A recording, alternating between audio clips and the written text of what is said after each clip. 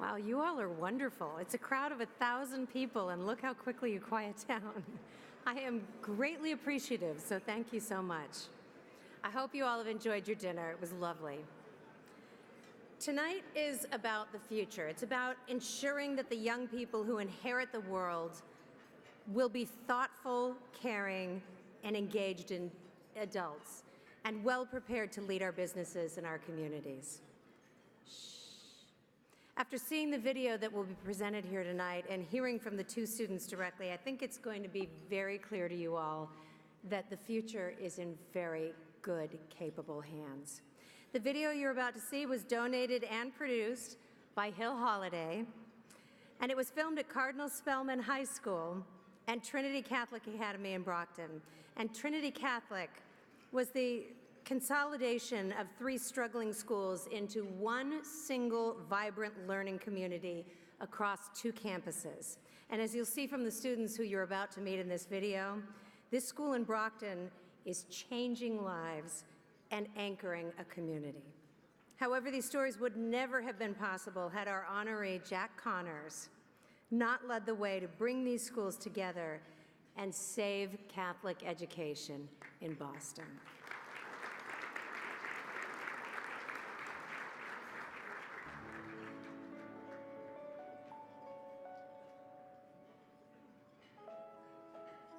I was with my mom and I grew up in Boston, and she was doing drugs, so I had to be taken out and placed in an emergency home, and then we placed into another emergency home, and then I was placed with my dad, and then I just ended up with my grandparents.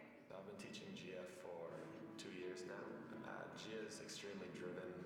She's an extremely motivated kid. Gia is one of my students. She comes in periodically to meet with me. She's a strong person. She's accepted what life has thrown at her in terms of home and at school. So she just really keeps pushing through. Every time something bad happened, in my family, somehow that inspires me, and I get really good grades. Last year, definitely, Gia faced some tough challenges. She was open with me about the custody battle that she was having with her parents and grandparents. I think it's incredible that she was able to focus through all of that. School life for Gia is her anchor. It keeps her grounded. She keeps up with her work. She takes it very seriously. It's helped develop her moral compass. I think probably would not have happened if she hadn't come to this school. I've been at Trinity since the 5th grade. When I started at Trinity, I was very nervous. I was scared. I really worked slower than a lot of other students. Well, my mom, she started realizing it more and more. She actually asked my doctor about it. They tested me with ADD. I've known Sean Colon in my capacity as principal. And he was a young man who had so much potential, but he was not working up to his capability. And so I had to find that one thing that was going to capture him. And I think basketball was the way to go. Basketball, it's really important. And I played basketball here since the 6th grade. And actually my first year, 7th grade, I didn't play because I failed off the team. He had a problem in school. That was his tough thing, his grades. Every year I had to worry about grades. One year I had to sit him out because of his grades. But we knew if we didn't do it now, he'd never learn. So it ended up being the best thing that ever happened to him. This year, he made the honor roll. He brought tears to my eyes. I keep the report card on my phone. Sean's self-esteem has been really blossoming. He's become a true leader. Trinity, I'd say, is a special school because your class is rather small, so it's easier to focus, and also the teachers, they work with you. They don't work past you. They slow down for you, or they'll meet you after school. I really believe just that all the positive reinforcement from the teachers here, I think it motivated them. Yeah, I really do. And I know the basketball was a big part of it. I came here when I was 7. The U.S. is where everything is possible. So I knew it was a big opportunity because many people in Haiti don't get the chance to come here. When I first came here, I didn't speak any English. Trinity Catholic, they basically said, we're gonna help you and we're gonna have God help you. So getting my first taste of a Catholic education, and I knew it was where I belonged. My freshman year, my mother had a stroke, and at the time she was pregnant with Eli, who's 2 years old now. And it took close to about a year for her to fully recover from that because she was paralyzed on the left side of her body. And it left me taking care of the baby and 3 other siblings. It was difficult because I would be up till 3 or 4 a.m. taking care of, baby, and then have to study for a test or a quiz or do homework for school the next day because, my dad, he was a great help, but he had to be with my mom because she was dealing with postpartum depression, so she needed someone there. After months of not working, my parents came to a point where they were like, we cannot keep up with the bills. And we were evicted. And of course, it was so sudden and so out of nowhere that we had to live in like housing project basically. And it was a pretty small room and it had 3 beds cramped. We were in there for about a year. We got out with, praying to God and the help of family and friends. Nithael came on board in our senior ministry program. I was a little nervous that the subject matter, which was poverty, was going to be a little bit difficult for her because I knew she was living poverty.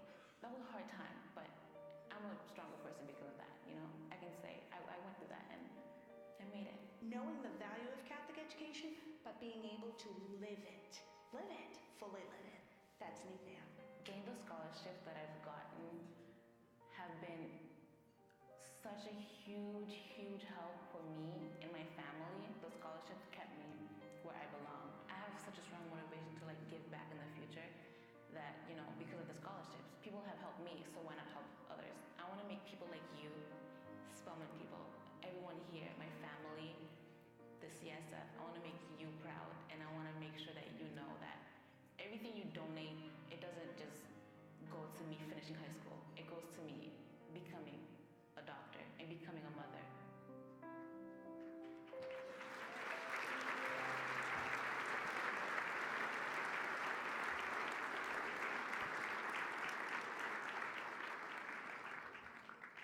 Clap it up again one more time for that powerful video.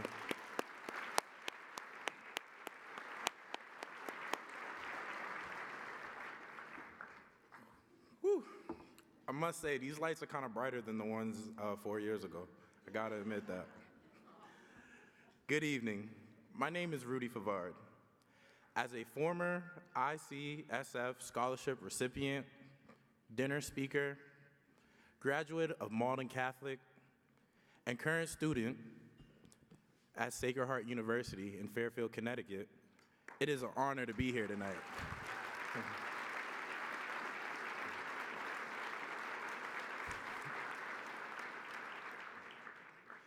Through my education at Malden Catholic, I developed a greater sense of myself, and I was instilled with the spiritual values of the Xaverian charism: humility, simplicity, compassion, trust, and zeal.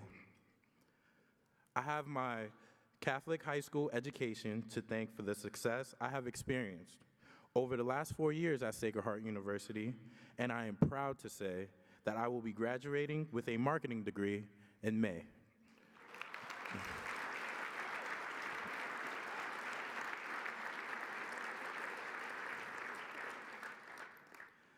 I also recently applied and was accepted into the master's program in public relations and communications at West Virginia State University.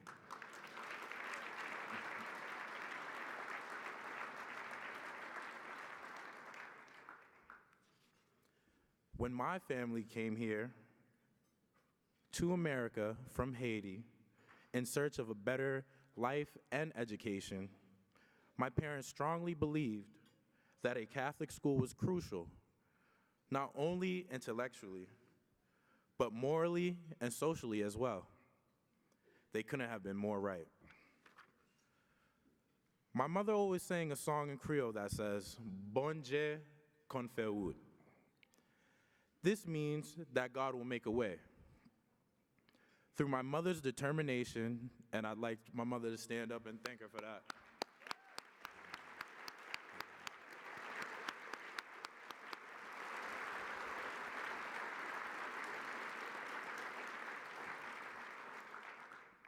I love you, Mom. And also a special thanks to my father who couldn't be here tonight. He's actually at work right now as we speak.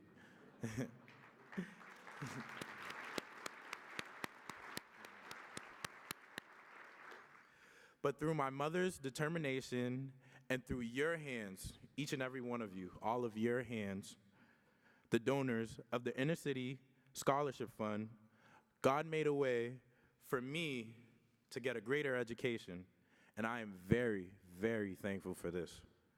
You have forever changed my life.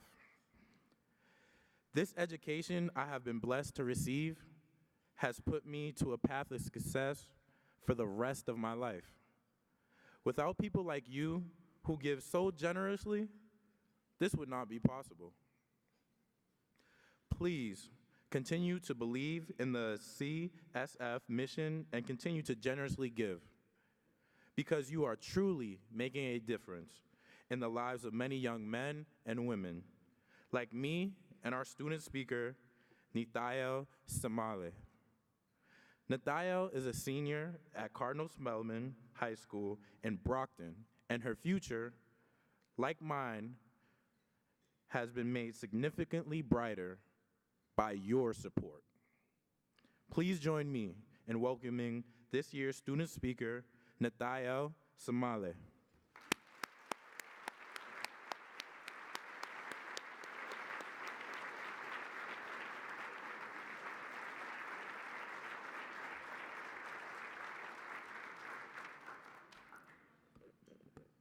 Good evening. Bishop Uglieto, Ms. Kaplan, Mr. Lynch, Mr. Connors, and all of you present here tonight. I stand here representing the thousands of students you directly support each year. On behalf of all of us, I want to thank you for giving us the chance to make our dreams possible. Here's a little secret. I've always been petrified to speak in front of people. Not kidding. Honestly, the biggest audience I've ever had was my AP English class. The thought of speaking in front of 1,000 people is a little overwhelming, but now that I'm here, I've got to tell you, this is really cool.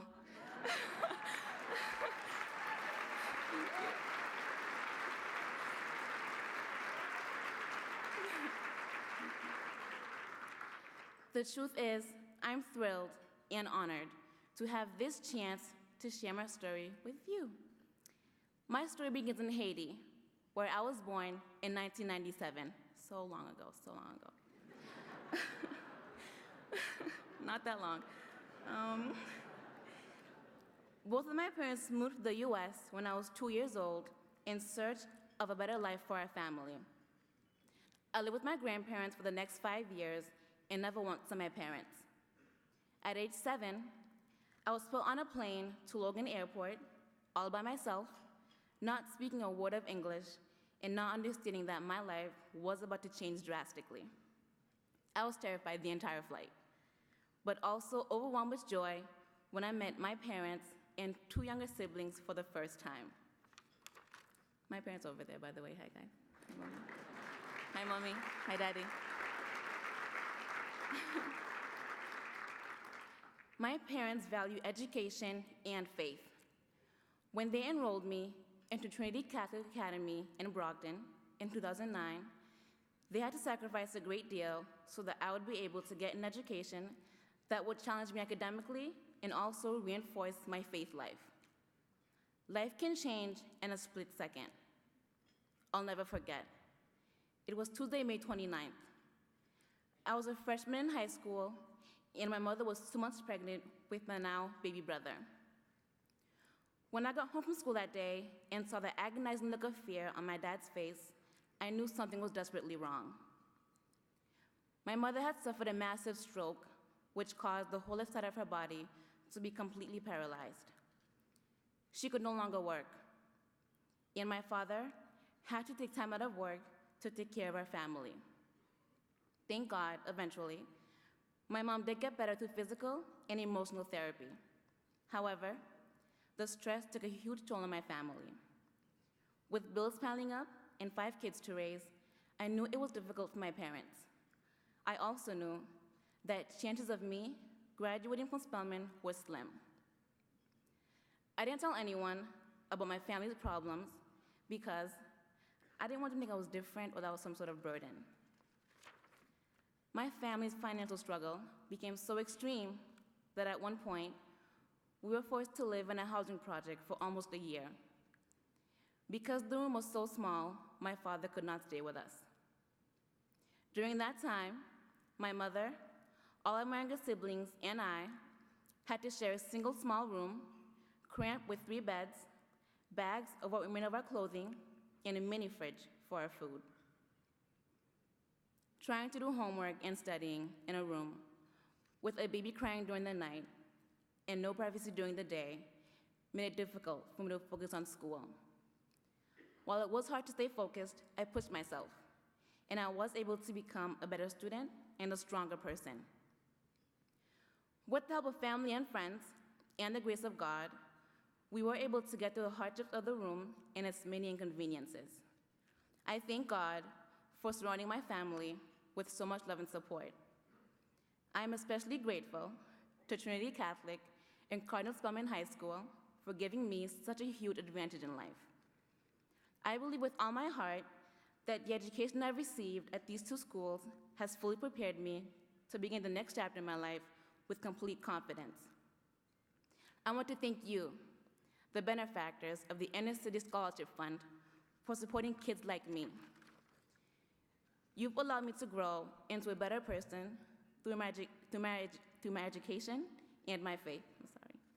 At times, I can hardly believe that I will be graduating from Spelman next month, never mind that I am heading off to one of the great colleges that I've been accepted to, like Stonehill, Emmanuel, Regis, or the Mass College of Pharmacy and Health Sciences as a pre-med major.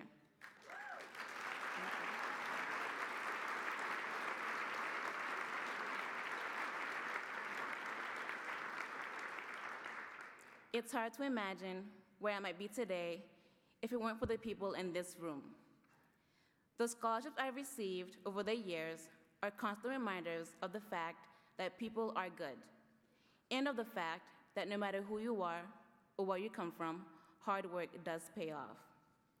I know that with a great education, I will be able to relieve my family of the poverty challenges we continue to face.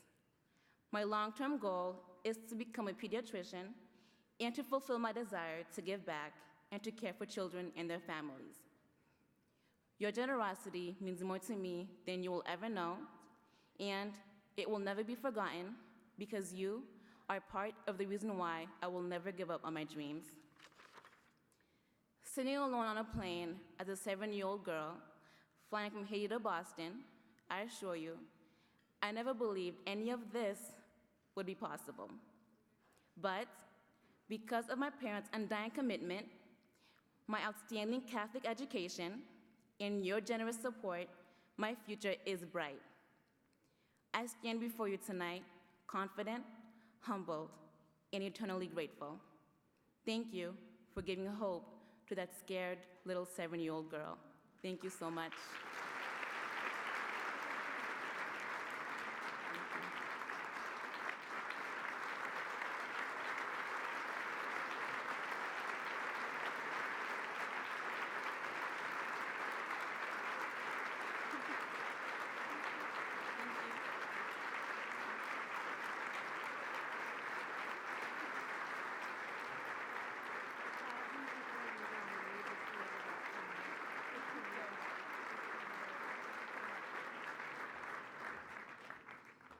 The world will be a better place with a pediatrician like Nithael. And I have to say, can you imagine her as Dr. Tim Johnson someday, doing broadcasting on WCVB, giving us advice for our children? She did fantastic. 1,000 people in a room. I'm so proud of her. So proud. What amazing young people, and Rudy too, just incredible. And for those of you who may not remember Rudy, he's pretty spectacular as well. He was featured on ABC World News when he was a senior in high school. I'll bet this conjures up a memory for you. It was for his daily act of carrying a disabled little boy to his bed every night because that boy's parents were no longer physically able to do it. That was Rudy.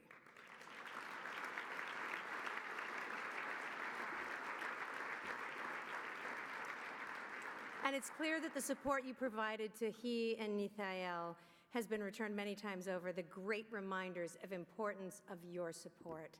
thank you for what you're doing.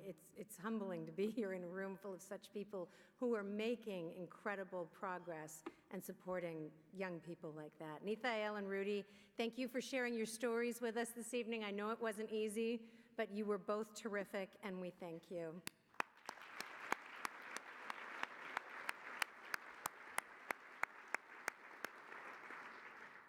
Obviously, a big night like tonight does not just happen by itself.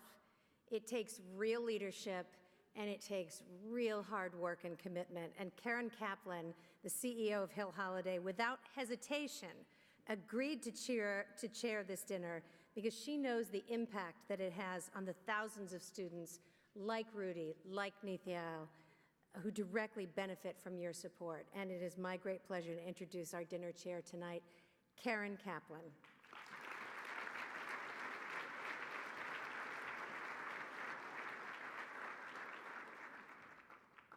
Oh, my goodness.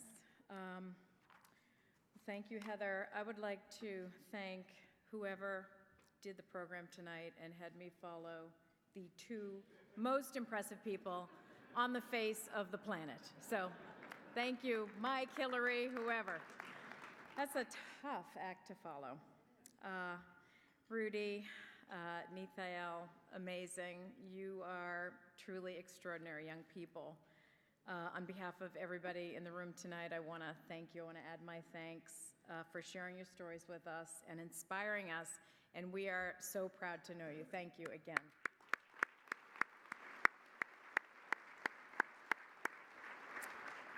It is really my great honor to be here, to be able to share this evening with so many remarkable people, the students, the teachers, the clergy, and everyone whose guidance and generosity has made such an impact and delivered such a valuable message.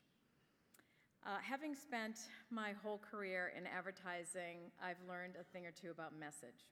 And one of the most important things that we can do for our clients is to reduce their message down to its very essence. And sometimes that means the one single word that best tells their story. And if I were doing that for the Catholic Schools Foundation, I believe that one word would be hope.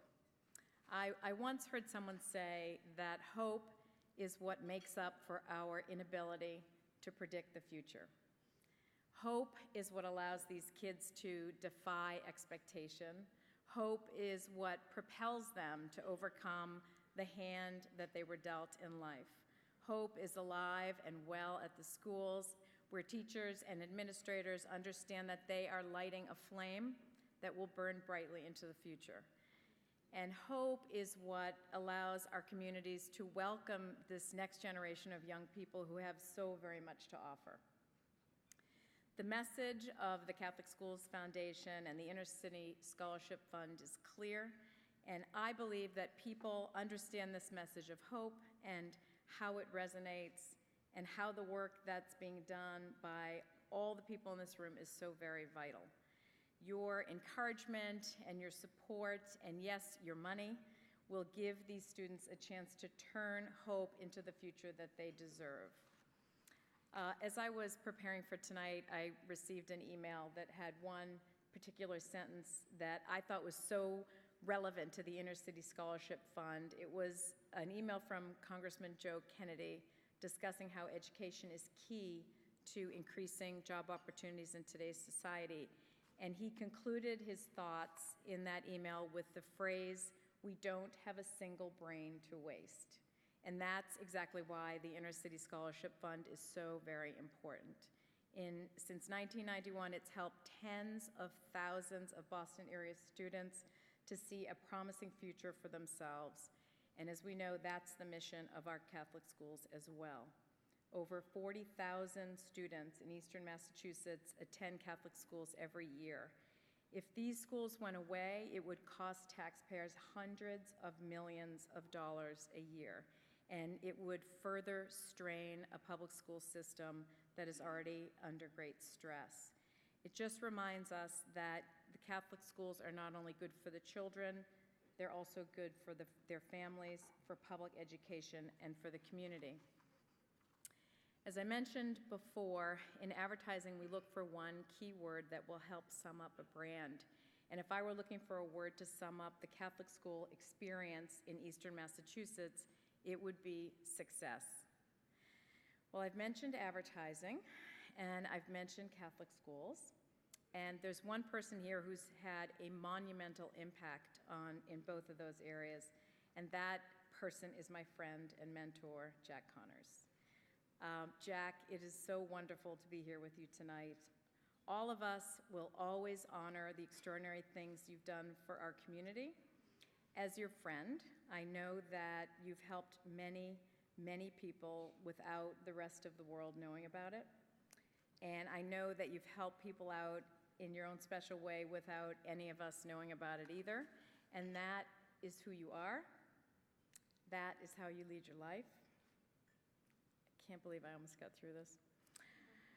I am so very grateful that our lives have crossed paths for so many years. Thank you.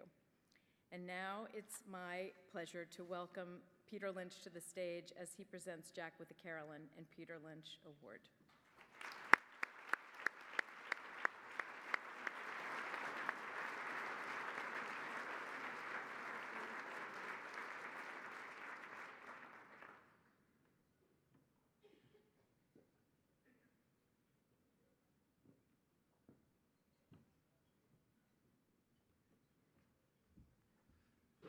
I want to give a big applause to Karen Kaplan. She's just amazing job she's done the last 12 months.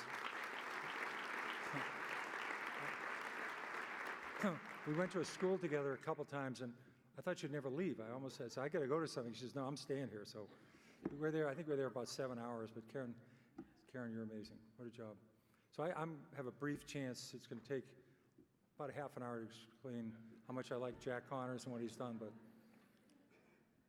25 years ago when we were doing this, I'm calling people to help these kids in these wonderful schools. One of the first 5 people I called to give was Jack Connors, and that lasted about 5 seconds. He said, yes, I'll do it, and I'll be in it. And the amazing part about it is about 10 years ago, he started this program called the 2010 Initiative. This is to help the structures. As you know, we're raising scholarships. These are children. These schools used to be free 30, 40 years ago. Now we're charging $4,500 for elementary school, not $32,000 or $17,000, but 61% of the kids that go here, they're single-parent families below the poverty line. $4,500 is a huge amount. So we just raised scholarships to make the schools affordable. Jack's program was to help the schools, help the facilities, help the technology, help the building, improve the curriculum, improve the teaching, just make it a better facility. First one was Trinity Catholic in Brockton. Next one was Pope John Paul II in Dorchester. This is the largest elementary school in New England. Every one of these schools has no admission exams. They take every kid. The only admission exam is you have to have a check. I mean, that's it. We're not free, so that's why we need scholarships. But Jack and his group has supported this.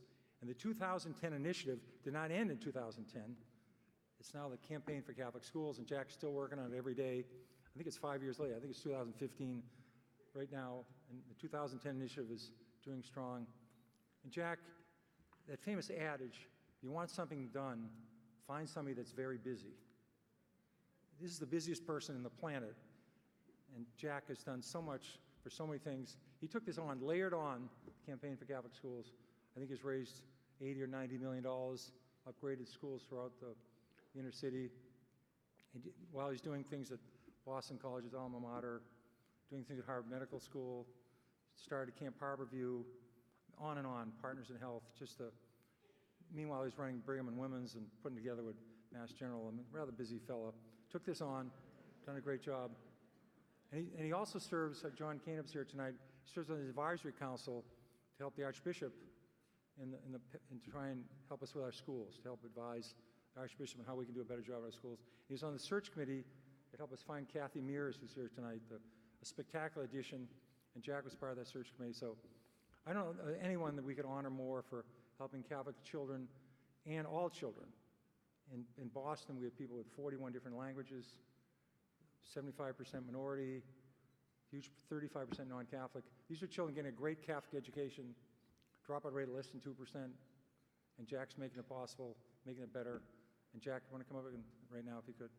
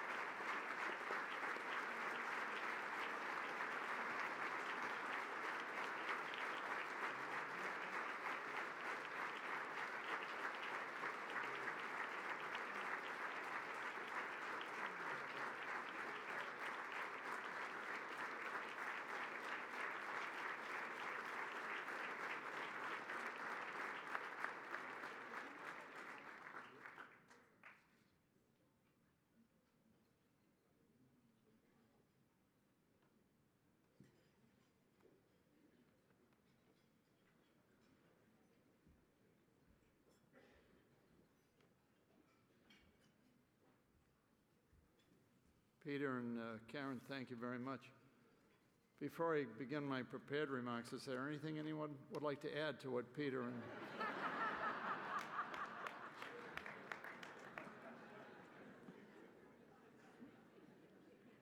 Just a little kind of backstage secret, but some of you are going to find this hard to believe, but Peter Lynch, Karen Kaplan, and I share the same hairstylist.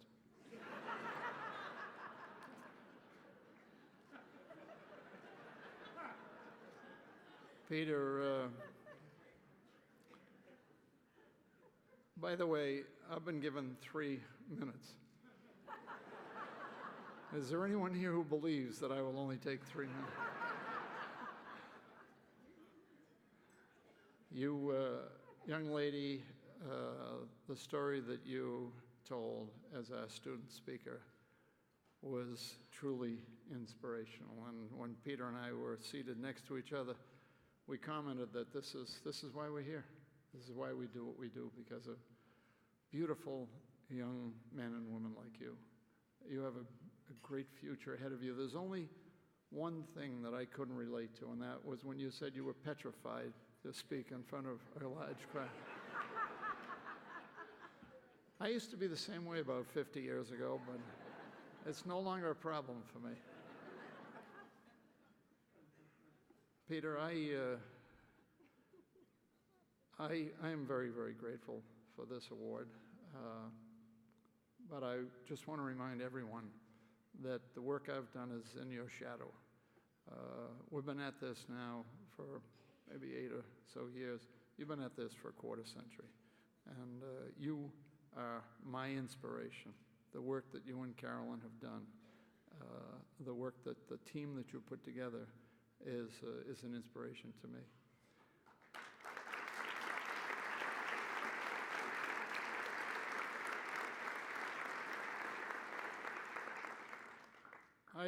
I'm very grateful for the award, but I accept it tonight for a very dear friend who we just buried last Saturday, a fellow by the name of Tom Shields, who was the co-founder and chairman of Shields MRI. And I'm going to tell you a couple of stories this evening, but I just want to kind of frame these stories, if I may. There was a wonderful piece that many of you perhaps saw in the New York Times last Sunday, written by David Brooks. And he said essentially that there are 2 kinds of virtues. He was talking about character, and he said there are essentially 2 kinds of virtues. There's the resume virtues, and there's the eulogy virtues. We spend so much of our lives trying to build our resume virtues.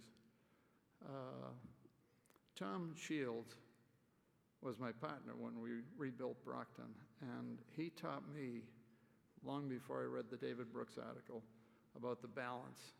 He was a great man, a very successful man, but the greatest joy he got was in helping others, and I learned a lot from him.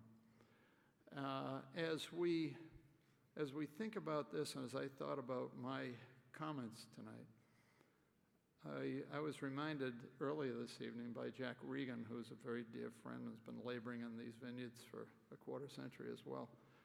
He said, Jack, the favorite story you told is the one you ought to tell again tonight, and that is the story of the Good Samaritan. And all of what goes on with Peter's organization, with our organizations, with what Bishop does, with what the Cardinal does, is really quite simple. It's modeled after the story of the Good Samaritan. 2,000-year-old story, a man is beaten and robbed and left by the side of the road. And like so many of us, like me in my past, I passed right by this beaten and robbed man, but one person didn't. He was from Samaria, hence the name Good Samaritan. If he were from Wellesley, they would have called him the Good Wellesleyite, but he was from Samaria. And he took this man and brought him to a local inn, and he said to the innkeeper, here are 3 pieces of silver. Please look after this man. Take care of his wounds, take care of his needs, and if the 3 pieces of silver is not enough, I'll be passing through again, and I'll make up the difference. That's a 2,000-year-old story. We're all familiar with it, and that's what every one of us, that's what you are here tonight all about. So really the fundamental question we have to ask ourselves as we build our resume virtue and as we build our eulogy virtues is, are you willing to stop? Are you willing to take the time to help these boys and girls who don't have a lot of help? Are you willing to help their parents who, in some cases, single parents who, as you've heard, don't have a lot of the blessings and a lot of the resources that we have? They have the blessings of the love of their family and the love of their children, which are the major blessing, but they don't have what we have. And for what you've done for so many years on behalf of Peter and the Catholic Schools Foundation, it's just, I am honored to be with you. I speak about the work that Peter's done, but it's not just Peter. It's not just Carolyn. It's the organization they built, but it goes beyond that. It goes, Bill Burke is here from St. Sebastian's. I remember 25 years ago, Jack Birmingham, who incidentally people said looked like my twin, but I always knew that I was better looking than Jack Birmingham. I never quite understood that. Jack Birmingham made sure that St. Sebastian's was built on solid ground. John Raimondi at Cathedral, a very dear friend of Peter's, made sure that his alma mater, Cathedral, was going to be successful. These are models for us. Father Leahy, the president of a very successful Boston college, the #1 university in America, by the way.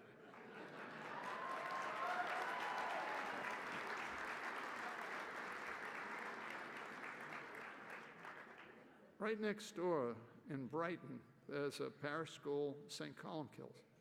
Gone. Write it off. In 1965, just 50 years ago, there were 250 parish Catholic schools in the Archdiocese of Boston. Today there are 90. There's been an average of 3 of these schools that closed a year for the last 50 years. When Tom Shields and I were asked by the Cardinal to go to Brockton, the 3 pastors of the Brockton Parish Schools said to the Cardinal essentially, here are the keys. We've got 80, 60, 70 kids in our 3 schools. We can't do this anymore. It was actually the Archbishop. Then he turned to us and he said, I need you to start this new mission in Brockton. Tom Shields loved Brockton. He went to Matt George, the retired superintendent of public schools in Brockton, and we had lunch he introduced me to him, we had lunch with him, and I said, would you be willing to consider resurrecting your career and come back and be the superintendent of these schools? And by the way, we're not going to be able to pay you. And he said, I'll do it.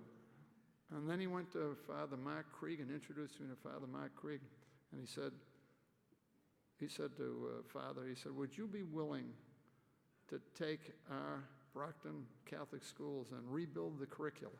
with the wisdom that your professors have and your associate professors and faculty?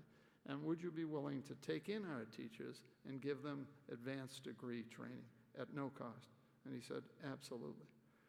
This is it's an old story. It's a 2,000-year-old story. And as you know, no good deed goes unpunished. So we were given the opportunity to go to Dorchester. In Dorchester, there were 4 schools, down from 7. And we went to Dorchester, and by the way, wherever we went, we changed the governance. It used to be the pastor ran the school. The pastor's overwhelmed. When I was young, the pastor was 45 years old. He had 4 curates. The pastor's not 45 anymore, and none of them have 4 curates to my knowledge. And so we reorganized governance so that it was the parents and the community leaders as well as the pastor. It's a team sport. And we went to Dorchester, and we, as part of raising this $78, $80 million, actually it was 78, but thanks for the 80 to 90. Maybe we can raise the rest of that tonight, you know. As we went to these schools, we found these jewels, these kids. And the kids, by the way, weren't Irish and Italian like the ones I went to school with. But their parents had the same aspirations for their futures as your parents and my parents had for us. And then we got lucky. In one of the schools, we found a reader, a volunteer reader. And that volunteer reader is with us tonight. And her name is Mickey Atchison.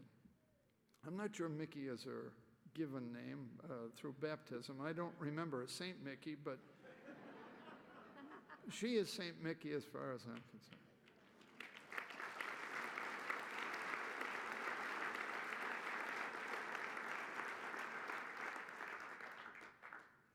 She encouraged her husband to just come over and see what I'm doing. And $8.5 million later, that school, $8.5 million that Bob Atchison raised from his friends. And by the way, he's got some deep-pocketed friends. You want to spend a little time. $8.5 million later, that school is under construction right now.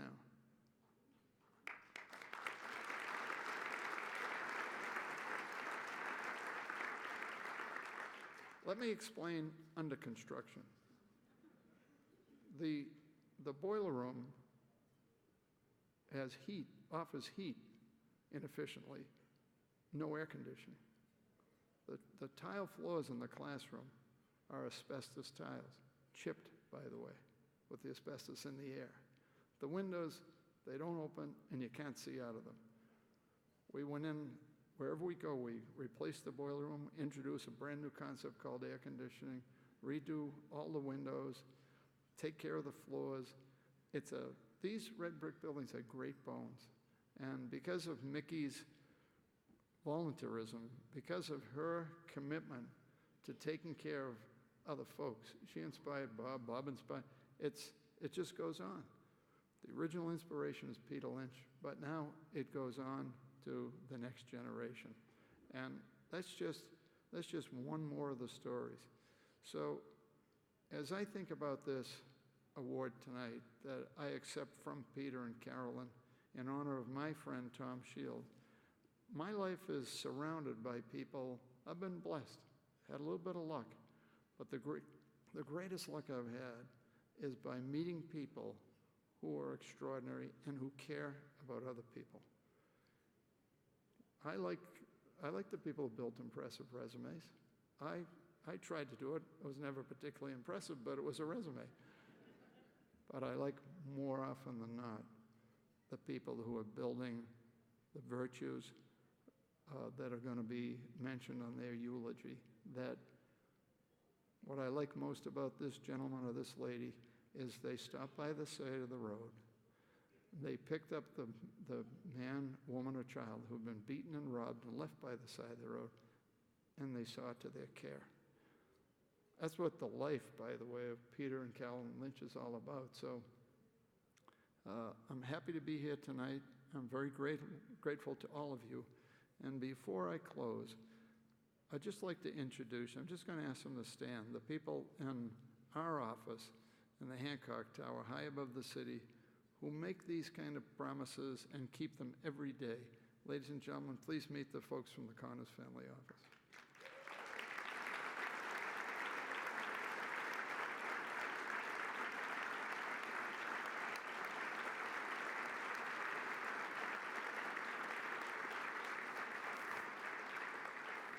In closing, I just want to share a story about earlier this morning. At 7:30 this morning, as one of 3 directors of the One Fund, I was asked to go to the finish line at Marathon Sports.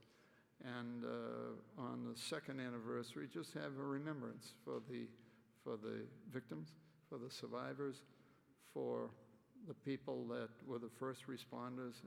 The governor was there, the mayor was there. It was quite extraordinary.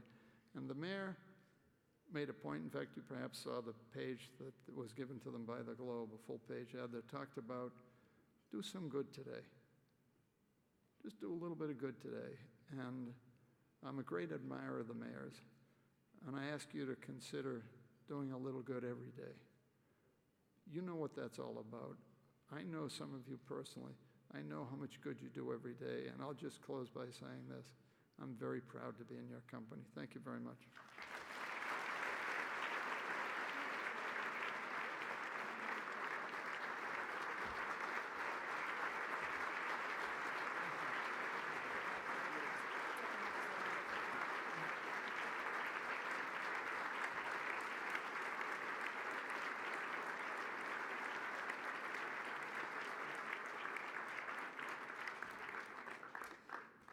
Mr. Jack Connors, a one-of-a-kind, and you have inspired all of us to continue to do a little good today, so thank you so much.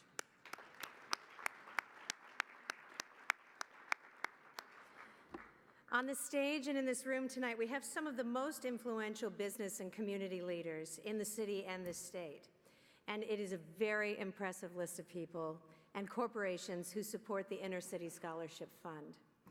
The support and commitment of the current business and community leaders is vital, and it is very much appreciated. However, it's also critical that a next generation of leaders begin to emerge here. And tonight I'm pleased to introduce two co-chairs of the Young Leaders Dinner Committee, who, along with the third co-chair, Christina Valenti of State Street Corporation, led a committee of 30 young leaders in building support among a new generation of leaders. Please join me in welcoming Stacy Kokoros of Staples and Leanne Nadeau of Hill Holiday.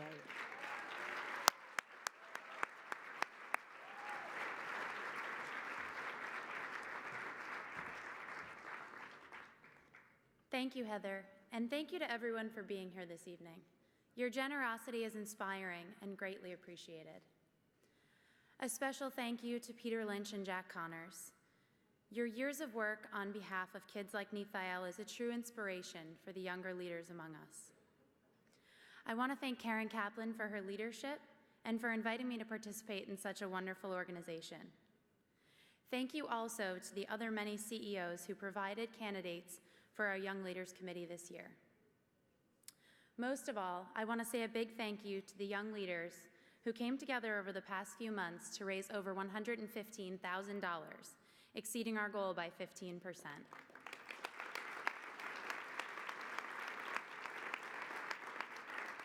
We look forward to seeing the work of the young leaders grow in the years to come.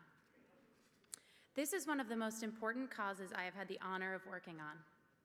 Having graduated from Providence College, I understand the benefit of an education rooted in Catholic ideals and morals.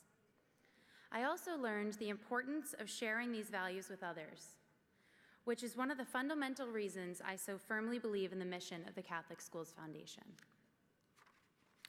Recently, I had the opportunity to volunteer at St. John's Elementary School in Boston with many of my Hill Holiday colleagues. Seeing the development and the character of those children and the amazing work that is happening in those schools solidified my dedication to this cause. The work of the young leaders must continue beyond just this dinner, and I'm proud to say that in May, we will launch the Young Leaders Council, which will consist of young professionals in the Boston area dedicated to supporting the Catholic Schools Foundation. This is just the beginning. and we look forward to accomplishing even more through this group in the months and years to come. With that, I'd like to turn it over to Stacy.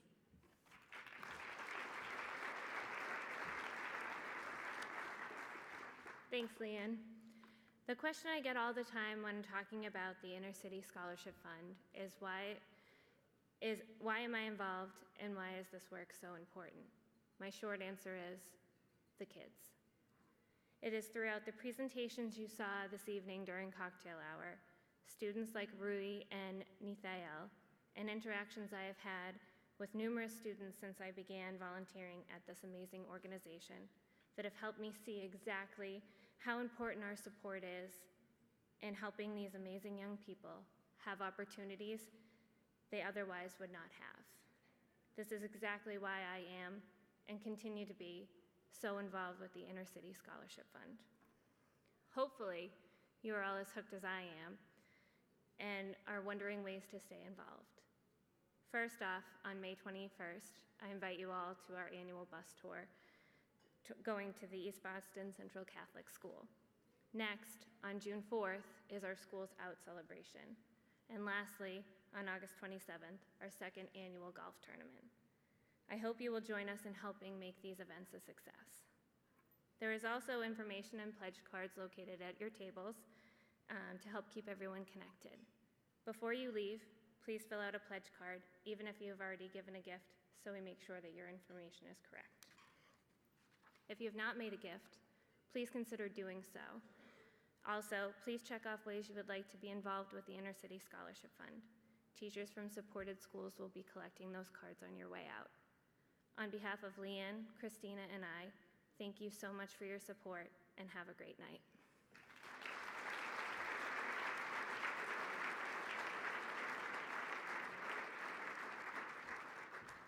Thank you, Stacy and Leanne. Thank you for all you have done in making this a wonderful evening, and thank you all as well. Although the evening is concluding, I hope to be a part of it again next year.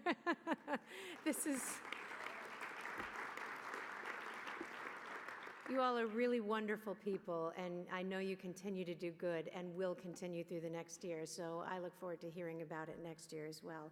We do hope you'll take advantage of that bus tour, as Stacy mentioned, that is coming up on May 21st at East Boston Central Catholic, so you can see firsthand how incredibly important your support is to all of these kids. Thank you so much for coming. Drive safely home, and do a little good.